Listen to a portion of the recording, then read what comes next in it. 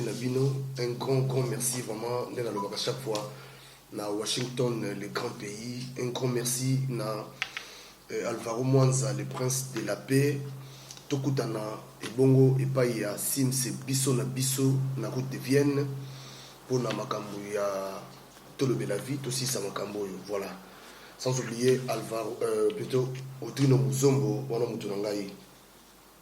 Là encore une fois na pasteur Marcel boyebi que makambo ya politique na mboko na biso de Tolobaki ceux qui occupent yango te yebaki yango kolanda yo. Wana vraiment c'est inévitable. Soto bela makambo yo mingi c'est pas parce que tozana c'est-à-dire biso tona tendance monter na le baka biso toza to le bela vie toza wana pona mutu tout oyo linga sala makambo malamu pona mboka donc voilà toza pona ba congolais biso to le bela pona ba congolais parce que Marcel Boni malamu papiga et c'est mon micro tout mon unité yondo wa jaki là c'est déplacé à Paris mais Libota ça va Libota ça bien voyage au Kendaki au Tamboli bien non ça va très bien voilà parce que ça a un bio ça toujours pour le makamboka to kotaka mbala moko na liso na biso peuple congolais azako lela peuple congolais a leli trop son obi trop c'est dire trop na bamboka oto za libanda oto monaka soki peuple a telemeli likambo to peuple vraiment a leli tout le monde a ou soit président sali démission ou soit président à réagir mais na kolela o nyonso peuple congolais lela na souffrance peuple congolais na évité Kabila na minute oyo qu'est-ce qu'il est vraiment en train de penser pour les Congolais pour naie azo sepela que Congolais continue na kolela to vraiment ça na mo likanisi moko boye parce que tout le monde même na Afrique du Sud tango batu ba non on en a marre de toi balembaki Jacob Zuma yemora sala qui a su faire une bik na ye a commis lettre de démission mais pourquoi Kabila azako salarié c'est-à-dire azo promettre ba congolais rien pour le départ na ye. En tout cas merci beaucoup Papi Ken pour la question là. En tout cas c'est une question très importante na ba congolais nyonso ba koyoka biso mokolo alelo ba bazana mo misala kolanda biso na Tolobe la vie boyoki motuna batuni ngai Kabila azokanisa nini après makambo nyonso ba tuerie après nzala na kini après ba bosoto ba chantier 5 chantiers simbate classe kufa après ba classe kufa après de morts d'hommes et puis chantier monter lembo monter tigala hotel makeyango akokende lelo balobi kutu ndeti ba po maréchal ndenge wana azata na pombo kote bangolo ba ke po Kabila ngolo ya niveau ya maréchal azala immeuble monter neti ya palais du peuple neti ya la voix d'Isaïe parce que ça li 20 ans batu bobo sanati asali a umeli na Congo batu depuis ba voilà jour pour jour 20 ans a umeli penda bon pour to répondre à motuna batu ebele ba oyeba lelo ndenge to fandi boy qui est Joseph Kabila azali kaka Rwandais te ke so do tie papa Tutsi mama Tutsi nde to bi Joseph Kabila ye wana te. Joseph Kabila d'abord il faut tout le voir sur le plan psychologique donc pour aussi le plan comportemental comment Joseph Kabila azalaka.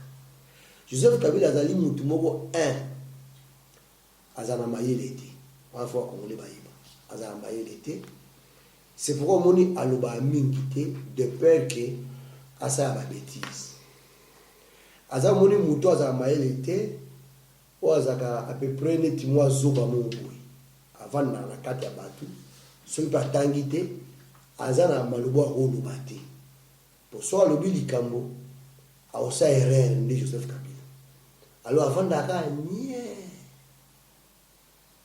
so problème na ye kako ba koyebisa sala ndako sala ndomoni lui Michel a dit que Joseph Kabila c'est une chance pour le Congo pour ba dit que abano ko sa biso bongo pour ba dit que ba ko manipuler ye nemoko et salamati même Kagame tango azwaki ye abano ko sa pas Kagame lokola na service à sécurité na ye Azaï Moutoumou, donc, que garçon de course, obéissant. Donc, un militaire, a avancé sur les capacités techniques, sur les capacités intellectuelles. Mais Azam Moutoumou va former son balabine A, B. C'est ainsi que moi, Nabato, Baza, le roi Kagame, ce sont des gens intelligents.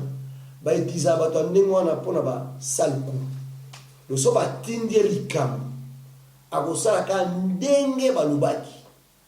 C'est pourquoi ozomona que Joseph Kabila, toutes les années qu'il a passé à la tête du pays, il a fait des choses conformément na ndenge ba ebisaki asala ba tuerie ba ordre des autres na Kigali ba ordre des autres na Belgique. Voilà comment il a travaillé. Donc, lui, Michel, c'est ainsi que même le président africain autour du Congo, Babani Osekaye. Quel est ce? Le président Gabon, ce garçon, il a eu la chance de diriger le Congo, mais après, des mandats, après beaucoup d'années,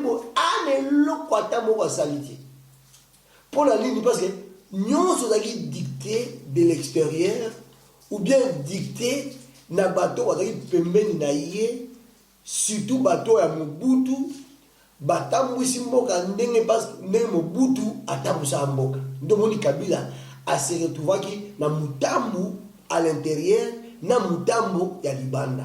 Mais ce n'est pas un garçon intelligent non de mon aki bato muso avant diboye ata une classe te maza muto mayeli. Kabila a un problème. Au monde même Zoé aleki na mayeli. Même Jeannette Aleki na mayeli. Na zopso que Zoé Aleki Kabila na mayeli. Yoka Zoé nenga lobaki. Tant to botami to eba yiku tek to zaba congolais. Ah, dans la France on est Aleki. Aleki na mayeli parce que alaki si bien que oko kiko za na yo obotami oza congolais te. Noko comme congolais. Si on comme congolais ba pesi mboka, diriger mboka lokola congolais. C'est ce que Zoé a dit. Alexei Keyana ye azali penda bolole pe zoba ya kofinga ki.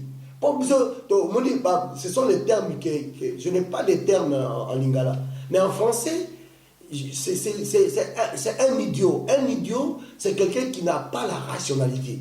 Qui n'est pas rationnel, qui est irrationnel. Donc ça dit, Azoloba une chose et son contraire, a évidemment à avancer. Donc un idiot a évidemment à avancer, Azoloba obligé de sauter à tel élément. Va dicter qu'il est à gauche ou qu'il est à droite. Mais situation toujours la cata Congo. C'est ainsi que autour de nous pour nous battre. Lelo azoloba nini. Lelo aza sur le campo olobate. Lelo aza na kati. Ole soka zaka yemo intelligent. Alinga zonga sima. Alinga profiter de ma corps à 5 ans et permettre à bima.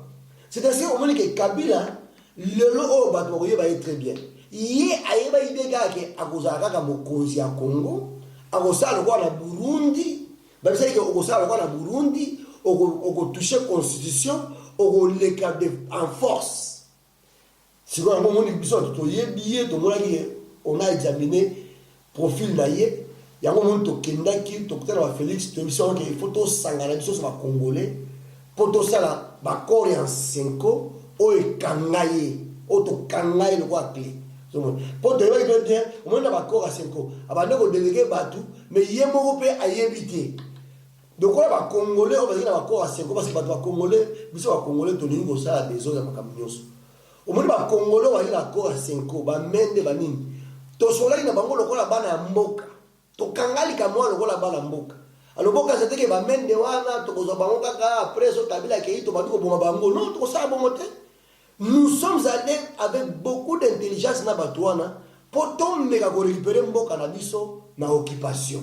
C'est pour cette raison que mandat na ye avoir besoin troisième mandat avoir changer constitution pe avoir ça référendum likambo le kangiye tina suka wa ti de l'autre zo ba kangiye pour la ye Kabila basira kiye na ba Rwanda ba yisa ki boye balobi Kabila Kabisa le président nini bakangaye na Congo même bien na baka Kabila toko kangayo mais président nini bakanga en Afrique on va télé monsieur devant justice na ba dictateur azala raté na dictature c'est na kati en Afrique bakanga dictateur moté basambisa ba Mobutu soit exil soit okufi na pouvoir ba Bongo ba président togolais ba président belé ba pouvoir na pouvoir soit coup d'état soit akimi exil donc yemo pa yeba yibeke okanga ye ba kote la justice parce que pour pas président africain la justice et ça quand son président a boy ko signer ba contrat ba multinational ce qu'on va relouquer là chaque mort à cause la carte mboka na ye ba côté la justice le rôle a signé ba contrat léonin ba multinational il y a moment que même le nombre de morts ba multinational ba contacté donc le problème dans ba multinational c'est parce que biso à l'extérieur nous avons compris to tellement que mouvement moko ya ba kasi o permettre yete que a passer des forces.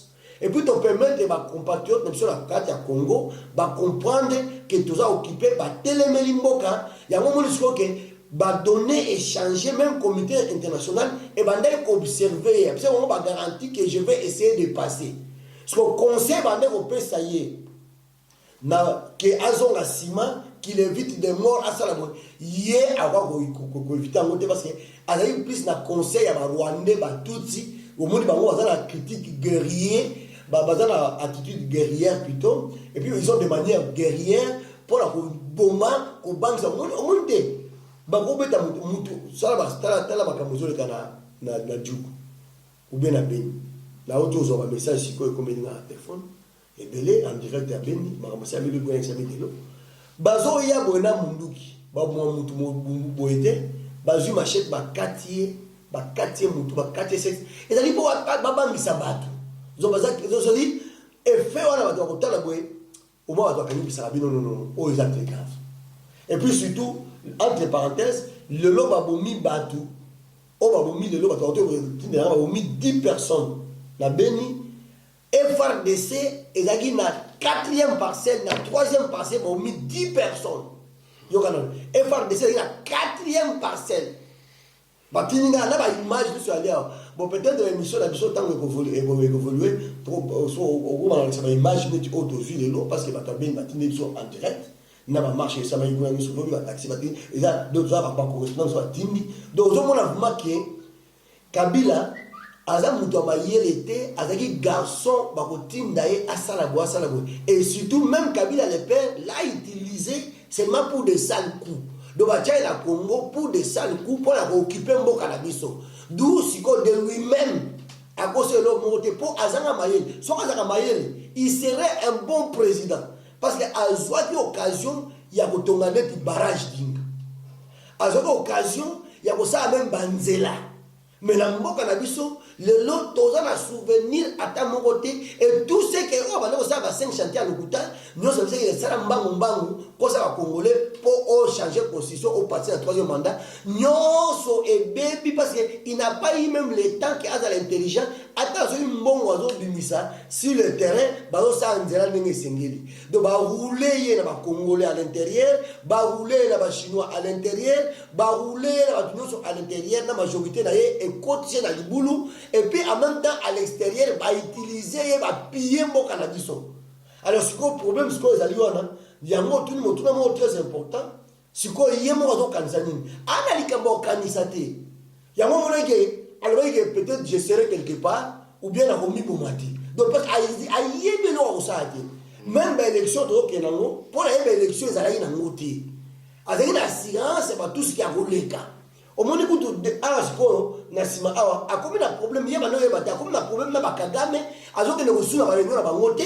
Dernièrement, il y a la semaine passée, à Keïté, Kagame a tomboki, chef na tomboki. Parce que Kabila a compris que non, il fallait quand même quelque chose de quoi la mokozi amboka. Donc c'est maintenant qu'il comprend qu'il était chef de l'État à Congo. Nezo à Lubaka, que tu es pas congolais. Pour bien pas congolais, tu as xénophobe. Pour te le bac, oh étranger, tu es qui problème, ils vont monter. Si Kabila avait fait son travail de chef de l'État en respectant la loi, tout le monde a fait Rwandais au Rwanda. Non, parce que tu as vu que Moutako y a la Congo, a une nationalité comme Congolais, n'importe où soit la France a une nationalité comme Français, ils sont des Français. Tout le monde a dit Ramaya Daoussa Namboko. Azam Opaya, mais en respectant les lois de la République. Mais cet homme-là n'a pas respecté ni les lois économiques, ni les lois, la justice au pays. C'est ainsi que nous avons des crimes partout, des crimes économiques, des crimes politiques, des crimes partout. Basta, mais quelque part, on condamne Kabila, c'est bien, mais Kabila ne travaille pas ça, il travaille avec les Congolais. Bato Baza, tout autour, Naïe, Loso Tali, Sogo Tali. Aux hommes, on a dit que. Il n'est pas seul, vous comprenez. Donc, ce que je veux dire, c'est que les autorisations, et pas les Congolais, oui, Papi Gen, tu as raison. Mais quand on dit que notre pays est bourré de médiocres, la médiocrité. La médiocrité, quand on dit comme ça, il ne s'adresse pas à Kabila Yemoko. Il s'adresse à l'ensemble de la classe politique congolaise. Des fausses élites au bazar de la Congo, des hommes politiques. Nous, on peut même se demander qu'est-ce que le Congolais ou le Congo a fait à ces hommes politiques pour pas diriger Mboka Ndema, pour pas Inamboka la vision d'Enguerrand. La médiocrité a commencé avec Mobutu surtout. Kasavubu, on ne peut pas évaluer la situation d'ailleurs bien dit. Mais si on total bien, comment un président de la République comme Kasavubu, c'est une parenthèse que j'ouvre, pouvait accepter que son premier ministre soit assassiné. C'est qu'il y a aussi une part de médiocrité à côté de lui. Parce que là, il devrait assumer la responsabilité politique et morale du pays parce que le premier ministre a été assassiné et que lui était chef de l'État. Donc c'est aussi une erreur. Il y a un moment où il y a un exil, parce que ça ne pouvait pas marcher. Donc mauvais départ. Donc le départ déjà, c'est qu'il faussait déjà. Parce que nous avons un chef de l'État, Azaliwala, un premier ministre qui a été voté, mais Babou pour mailler dans Mboka. Le Kassavoubou porte une grande responsabilité. Même avec les aïeux, il est responsable parce que Kassavoubou, lui était là, tant qu'on était dans Lumbashi, il savait ce que le Bumba Kendaki. Aïe, va te parce que Kimbango Kendaki dans Lumbashi, Kimbango a son marité. Aïe, bien que tant que Mobutu dans Lumbashi, à cause de la pété. Donc, ça dit, la médiocrité donc, dans notre prélat, le goût de tomber dans mon prélaté. Parce que mon est un patriarche, le roi Batisséki. Donc, la médiocrité dont on parle pour le pays est bandit période douane. Alors, moi, je vais Mobutu, to sola na bango mingi na isiko na lobaki na bena grand Tundu na bi grand frère à Tundu, il faut faire attention. Batroupe bakama pasteur Marcel to benga batwana ba médiocrité. Il faut tomber ces bâtons à leçon, il faut les éduquer. Il faut les éduquer, les instruire, les montrer comment on peut diriger le Congo, parce que le Congo n'est pas n'importe quel pays. Voilà. Médiocrité, permettez, médiocrité et bandit n'a pas tué un père. Et hier, qu'on peut cette occasion que Kabila étranger a s'implanté à la tête du pays. C'est à cause de la médiocrité tout ça. Et puis, constatez que médiocrité, même Kabila, le père Désiré Kabila, le roi Désiré Kabila, il était médiocre aussi, un grand médiocre. Les leçons de Azali, héros, non, c'est toujours entre parenthèses. Son total qui est héros, non, c'est parce que quand on a commis, à faire comprendre à l'opposition que yo, soit c'est la mort, soit au Kima. C'est que mon frère, bateau, pourquoi tu peux faire le pays comme ça? C'est ainsi qu'avant nous changer, d'abord, Kabila il n'aimait pas les Kinois. Mais quand on a les Kinois à sauver, c'est ainsi que Kabila a changé. Mais a changé qui peut naître que même doit changer, a changé même l'institution en Boka. Avec Kabila, tel un mouton à Zoloba, Oyo, député là-bas, Oyo Rwandais. Alors, oui, très bien, Kabila était devenu les institutions. Kabila était devenu le pays, il devenait tout.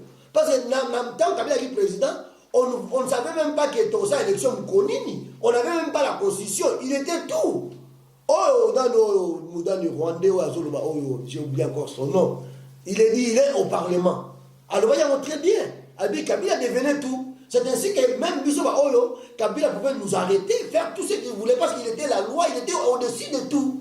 D'où il fallait cet homme l'écarter. Il y a un coup d'État. Ça va très bien. Non, il n'y a pas de médiocre. Ok. C'est-à-dire, médiocrité, la biso, et la kala. D'où, même la classe politique, elle est là, oh, ce docteur va sous médiocrité. Pour moi, médiocrité, ils ont kende. Il y a un moment où il va nous échapper, biso. Pasteur Marcel Kabilango, normalement, selon ma source, azaso mikolo kovanda te alingi vraiment akende mais nde bato bazoloba chaque fois azo préparer dauphin soko beti lisolongo mpena biokoti vraiment na modindo omona ke parce que ezala te omona vie na biso alimete nani yandi kaka yandi ve papa na biso nani Antoine Kizenga ozomona te ke Kabila alinga tika ni masolo kuna po déjà alobaka déjà papa na ye que son nom repose un peu Mose Kabila abande kolinga mingi Lumumba azali lumumbiste donc par rapport au monte na suka pena bengi viona et puis viona andimi sikoyo kocha libaya omoni te ke on dirait non on fait un peu comme on dit Kizenga aza otage ya majorité tout le monde depuis Kala Kizenga aza mutu ye mo aloba qui ne pouvait pas diriger Kizenga azaki na avec premier ministre balongola ki parce que bato baza tout autour à Kizenga ba comprendre ba comprendre makambo te. Je vais parler des gens effectivement qui sont autour de Kizenga pour expliquer qu'est-ce qui se passe autour de Kizenga. Kizenga était premier ministre en place en République démocratique du Congo. Il n'avait pas les moyens de continuer son mandat, pas son mandat plutôt, son travail. Et Kizenga a lâché prise. Alors lui non, a couraté par rapport à son âge, change Yamboka et l'équier. Et puis Tamazaki, il ne faisait rien. Comment il y a beto na beto, washi, c'est bongo. Sikoyo, ada sikoyo, ils a payé mutoyete. Ils allaient me le rôle trophée, me ba ko tiki ko soit Kabila. Mais sikoyo trobaki na Muzito que je salue, mon ami Muzito. Trobaki Muzito, écoute, kende kotali comme Wangombe. Po bandu za mboka na ngai ni na vandibo. Na ba Muzito faut tellement Minako faut tellement ce qui guerre continue côté la Kasai boza averti boza ba responsable bo ke ne kotala likaba Wangombe na bandu. Muzito a telemi ake bandu. Bravo Muzito. Muto a changé quand même. Tout le monde changement. Aya le que Kabila nde azali kambo eza la bandundu ba mercenaire ba koti eza Kabila. Pe alobi ke au moins likambo na lobi liwa na ngai déjà et bandi déjà eza likambo ya liwa ya mutu na ngai na kufi déjà likambo pour la lobby vérité.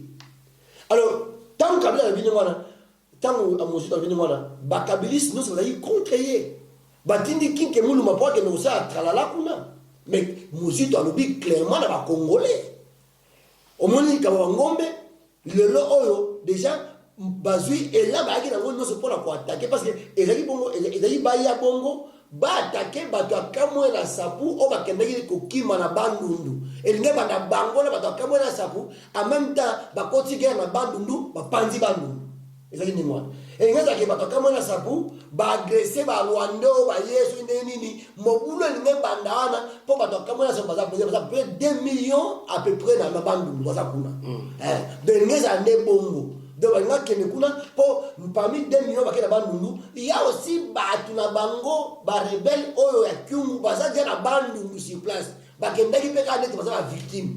Donc, il n'y a pas de boulot entre 3 batouanes. Oyo, ba kasser ba kekuna, ba rebelle ya kyungu, na ba Rwanda wa yaki, nde ba ngasa mobulu, ba ngombe, na ikala mwaya kumemela bango ba arme. Zomona. So tangu Muzito kekuna, alobi yango, mais biso to fongole no polele parce que Muzito tangu alobi yango, abike eza liwa na ye. Siko le roi Muzito, te sais qu'il faut se retirer sikoyo na Kizenga se libérer. Comment Kizenga koloba ke Kabila oyo étranger aza mukite na Lumumba. Et le roi to ki Kizenga faut réparer ngo va kufa parce que okozwa mboka moko teka histoire mboka te. Oko changer pe histoire mboka te.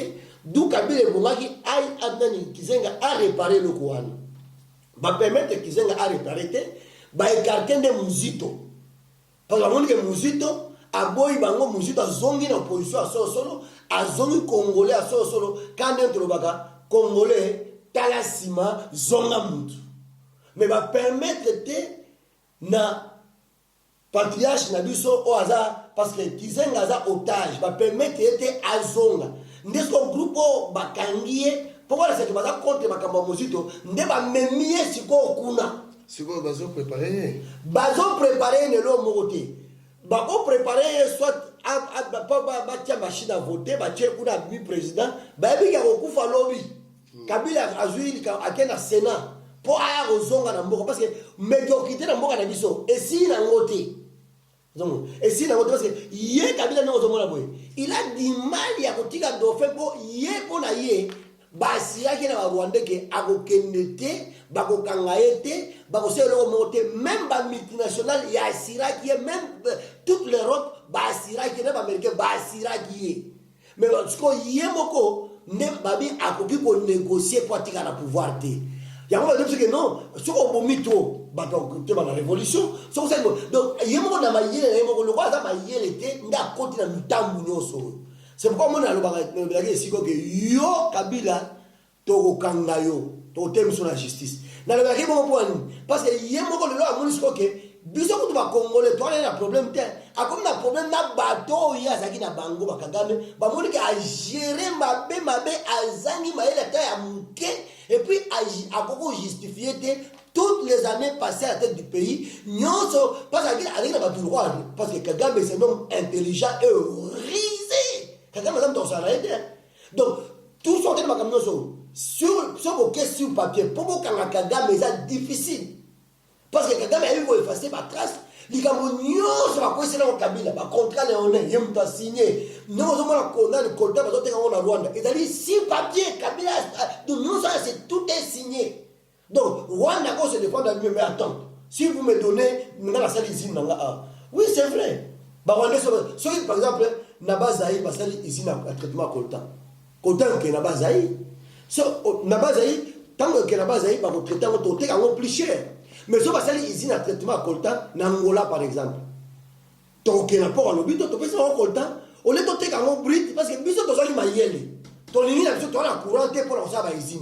Ceux qui te pèsent bango, baroté que la mission a prix normal. Et puis, bakozwa susu, babakisi traitement na bango na tozi pe pourcentage na traitement na bango bango basali.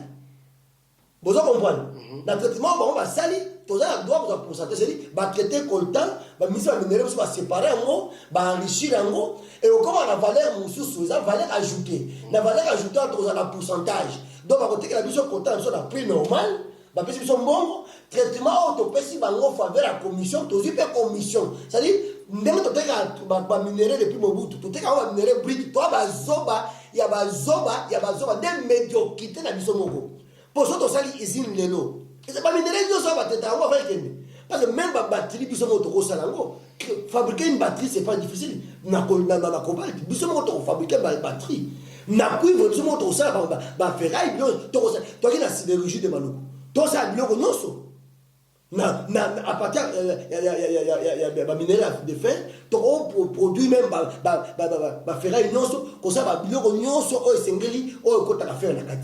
mais biso le roi médiocrité et puis toi la médiocre musu katumbi parce que bon to comment pas là pour la Kabila tu expliques clairement c'est quelqu'un qui n'est pas intelligent qui ne pouvait rien faire de lui-même il était bon au monde hier il est bon au monde il a gagné ce quand même a eu discours il faut pas vous sérieux on a encore le discours à le même n'engrais na soyi nenge nani legina le bail tu vas dire va congolais alors non excusez moi la nationalité Congo je dirige le Congo parce que yo bon malika mwende ngwana elinga bimakakati ebi mateni OK elinga bimakaka parce que Congo za mboka munene voilà toujours que malé ba aussi cette intervention ne se passe là mais siko yo Cardinal Mosengo je crois dimanche passé à Otida le Bali Soso comment on a otika au lembate to est-ce que vraiment bon les gens na congolais sont yo kapso na poko lelo c'est parce que balanda ba émission te na auto c'est émission moko na lo bali yango avant parce que délégation chez les États-Unis écoutali na Cardinal Mosengo to kutana ba Ecofo to sai ba on a fait tout ça to kutana tout ça to eza to ko bango a te cité comme ça to kutani Au moins que émission oh parce que aux agité mais en principe na retour bato aux États-Unis ba ngaba ko l'émission délégation sur Kendaki il y a un groupe de personnes qui travaillent pour la mort la personne on va aux États-Unis on va na Mosengo ba nini tout ça ba ngalo ba kamboto lobi mais avant on va kende na les na média parce que biso média ba to tala mingi maboke on les batala to la vue ba tala émission na biso batala mingi té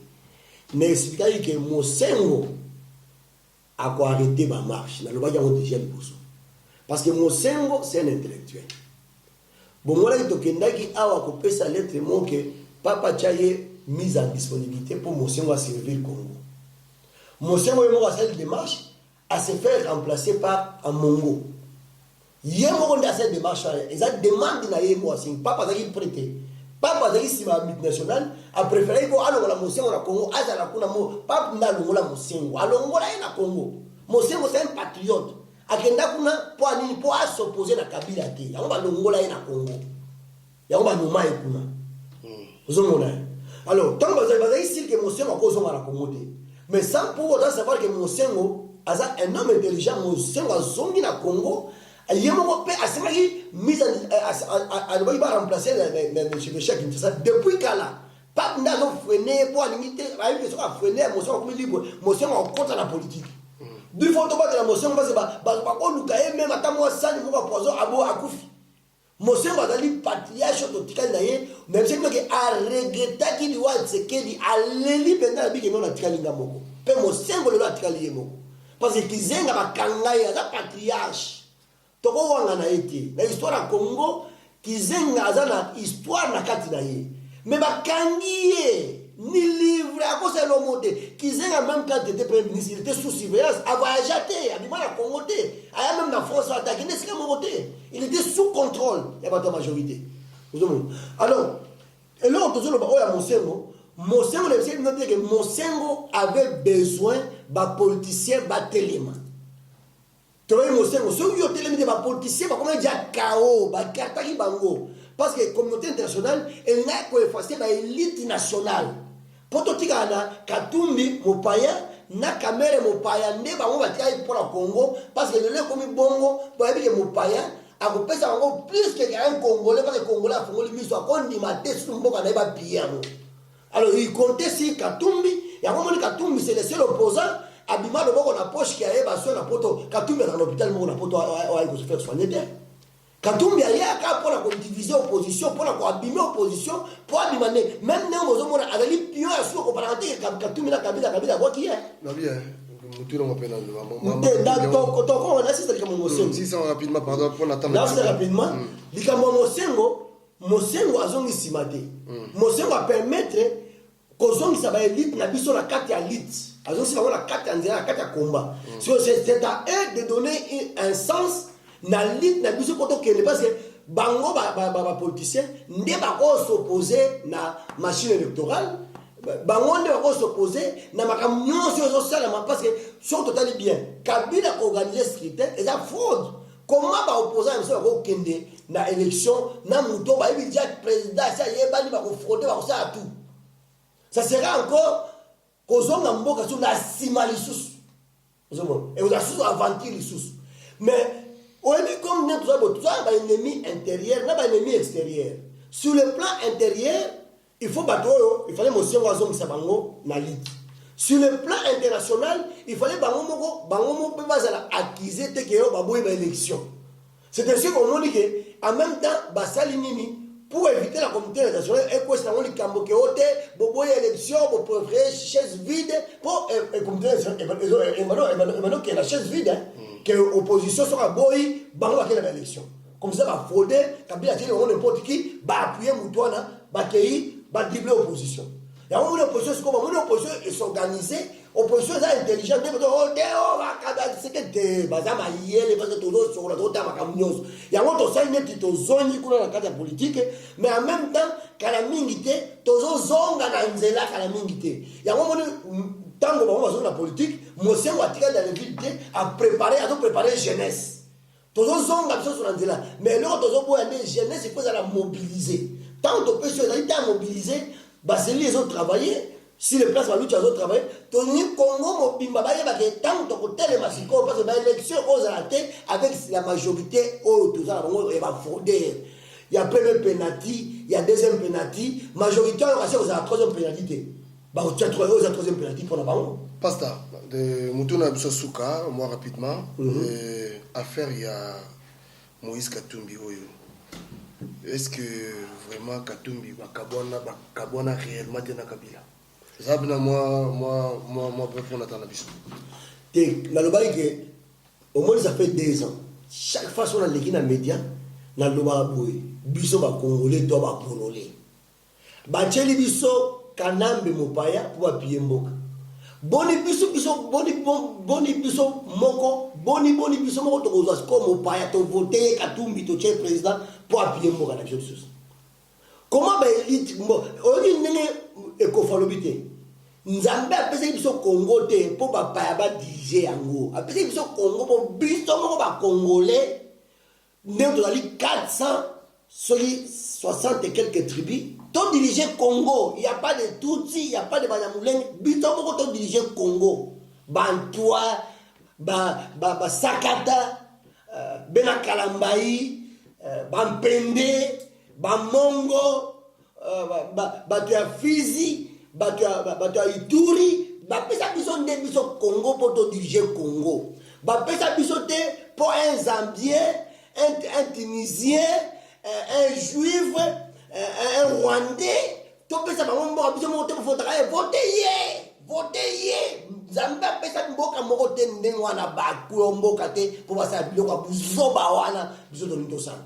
Ya on ba na leki awa na media bino ba congolais bozo kangai na ko yebisa bino toujours makambo yo. Lelo se bolandi très bien. Bato majorité baza ko aider biso, baza bazoba te. Balingi bango ba yebde ke mboko vaut mieux que la congolais ezonga lisusu na étranger te. Ya ngomoni eza kabila eza majorité ya ba congolais baza pembeni wana ya ba kabila. Yo kasi baza ba congolais ka ya ko bomwa malgré me dokité na bango. Omoni bango ba telemeli Katumbi po balingi te mboke ke na étranger. Biso moko to ape ba yele. Bato majorité ba congolais baza ba ndeko na biso. Balingi te mboke ke ne pas ya ba étranger, ba bazo misa makambo Katumbi. Mais ngai ça fait 2 ans na lobaki awo.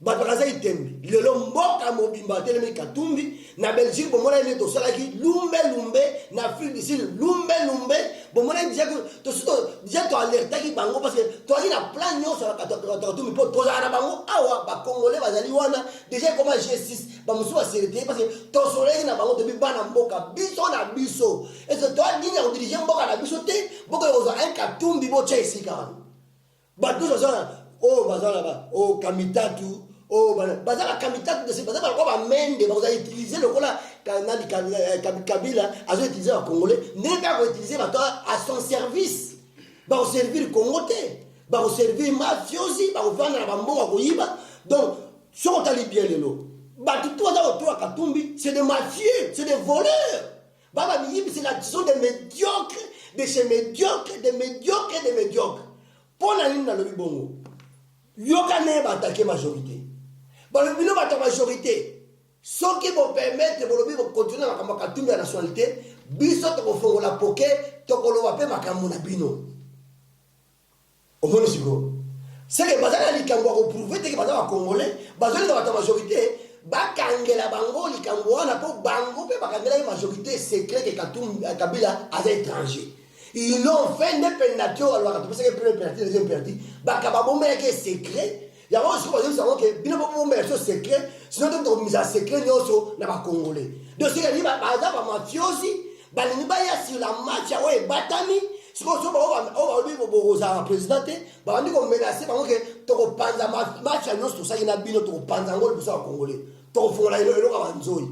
Mais pourquoi ba lobité que ba que sur le plan juridique, ba prouver que Kabila Katumbi est étranger. Ba ba que kuna ba ko ba moté bakena plan ya ba secret bazali nango ya ba lion bazali nango ya ba contrat ba liaison basalaki ya ba étranger pour ba diriger mboka na biso ba bito ko panza likambo wana ya wana biso awa ba panza likambo wana ba panza te etali bango Katumbi akozala président la Congo te aodija pe Congo te pour bapesa biso Congo pour biso moko to diriger yango ke bapaya ako diriger ka Congo te ake na Zambie toza na dossier na ye awa bato zo ngolo belango te Katumbi a travaillé comme conseiller de Chiluba bato zo ba te il a travaillé dans un dossier complet tu as un dossier complet petit à petit dans des éléments complets il a travaillé là-bas comme Zambien dans la Zambie à Yémen na Congo il a travaillé en Congo comme un Italien il a caché son identité bachaki on prend nini bayo kanaïke basala bango yépa kozo parce que il est à la tête des signataires il y a un contrat léonais il y a mini ya Chaba batumba pied Chaba avec la bénédiction de Katumbi gouverneur frauder l'élection avec la bénédiction de Katumbi gouverneur première élection deuxième élection c'est avec Katumbi gouverneur qu'on a triché qu'on a pillé le Congo. Maintenant, il voulait bien que Mbappé ça a continué à contraindre. Mais puis ça va Congolais, nous arrêtons. Et que nous devons maintenant arrêter. Pour Mbappé, si au Congo, pour que Mbappé va dirigeant. Nous devons arrêter la médiocrité. C'est-à-dire, croire que mon cannabis, il faut que l'étranger va diriger. Puis ça va être la maman à beaucoup. Le classe, exact. Fou et ton délibiso. Courant, ezalité. Maï, ezalité. Kisi, ezalité, mais moi, sur Mayumba, Francis Mouyumba, 89 000 euros par mois de salaire. 89 000 euros. Bah, vous en votez, n'est pas parlementaire, il y a médiocre. 89 000 euros. Donc, à l'équipe à ministre, à l'équipe à Minaku, Bango, tout à l'équipe Bango. Mais Mouyumba, burundaise, à ça la canine, tout burundaise, à ça la canine, na Congo. Quand on va comment le Dr Kabila, Yewan. Quelle médiocrité! Voilà. Quelle médiocrité! Oh, peuple! Peuple neni. Congo et Salibino va Congolais, va dit Congolais et Salibino. Congo et Salibino nini. Bien va député au Congo et Salibino nini. Bien va Congolais, to Salibino nini. Pour bien va causer à Congo, pour ça la boue pour la Congo. Qu'est-ce que le Congo vous a fait? Pourquoi nous unique mboka oyo? Pourquoi nous unique sur Congolais? Bino mo bando, pourquoi nous unique biso? Ya mo tozo ba ke biso to ko bino te, bozonga sima, boko mabatu. Bozonga sima boko mabatu. Ya mo tozo ba ke e bongi au moins ba limba préparer pour balkanisation, ba accélérer ngo, bangombe à gauche, bangombe na bolobo, tout ça, nous on a ba munitions, ba dépôt munitions, tout ça nous sommes informés.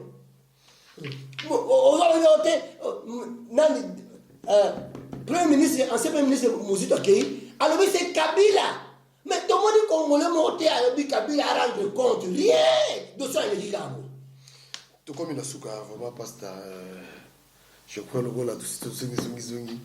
Vous sentir pasta, vous sentir. Tout comme il a souka pour le pasta.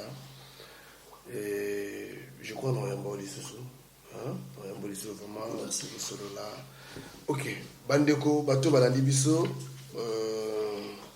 c'est ici que s'achève notre émission Tolo de la vie. Vraiment, pendant les lots, Tokomi Nasuka. Tobag Nabino, chaque semaine, Tobandozo Pasta, Marcel 2 fois par semaine pour na Makambo Ezamo et Bélé, Bozomona. Tous autant, mais Makambuzana. Donc, c'est que c'est vraiment tout ça, la patience pour moi 2 fois par mois qui va une place où Kabila Outa.